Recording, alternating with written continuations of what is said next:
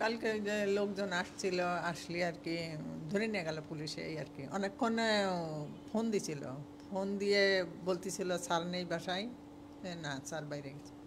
মানে টাকাটা দেশে আমি শুনেছি আর কি, তাই ছাড়া কিছু আর বলতে পারবো না। মানে ওরা কি জন্য আসছিল, কেন আসছিল? ওরা পরে টাকার জন্যই আসছিল, টাকা তো দিছেই।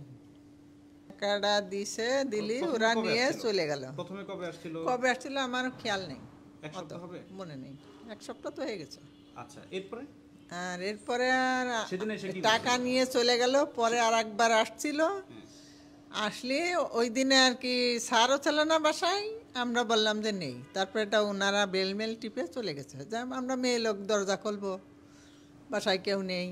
কালকে এসে এরম ফোন দিয়েছে বাসায়, ফোন দিয়ে বলতেছে স্যার আছে বাসায়। স্যার নেই, স্যার আসলেও ছিল না বাসায়। তারপরে ওরা ওইখানে নেট করতেছে যে দেখি আসে না আসে নাই, মানে অনেকক্ষণ ছিল।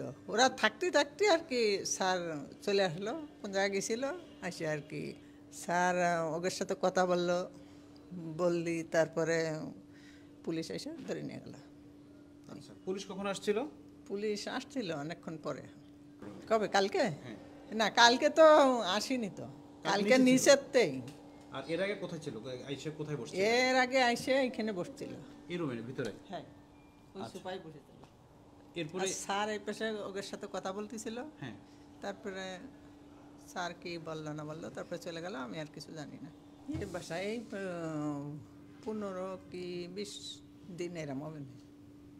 আমরা সকালে এখানে এসেছিলাম। যিনি এই শাম্মী আহমেদের হাজব্যান্ড, তিনি বাসায় নেই এবং তিনি সকালেই এই বাসাটি থেকে বের হন এবং রাতে তিনি মূলত এখানে অবস্থান করেছিলেন। আমরা তাদের সাথে কথা বলছিলাম এবং তার আগেই গুলশান থানার ওসির সঙ্গে আমরা ভারপ্রাপ্ত কর্মকর্তার সঙ্গে আমরা কথা বলেছি। তিনি আমাদেরকে জানিয়েছেন গতকালকের ঘটনায় যাদেরকে আটক করা হয়েছে, পরবর্তীতে তাদেরকে মামলা দেওয়া হয়েছে এবং মামলার পর তাদেরকে কারাগারে প্রেরণ করা প্রক্রিয়াধীন অবস্থায় রয়েছে। এবং তারা বলছে যে গুলশান থানা এই ধরনের যারাই বা যেই বা কোনো দলীয় পরিচয় বা ব্যক্তি পরিচয় যদি কোনো চাঁদা দাবি করে, তাহলে তাদেরকে আইনের আওতা আনা হবে। এবং গতকালকের ঘটনায় তিনি বলছেন যে এটি একটি উদাহরণ, যে যদি কোনো ধরনের কেউ চাঁদাবাজি করে, তার এলাকায় কোনো চাঁদাবাজিকে স্থায়ী স্থান দিবেন না। এবং এমনটি আসলে তিনি বলেছেন।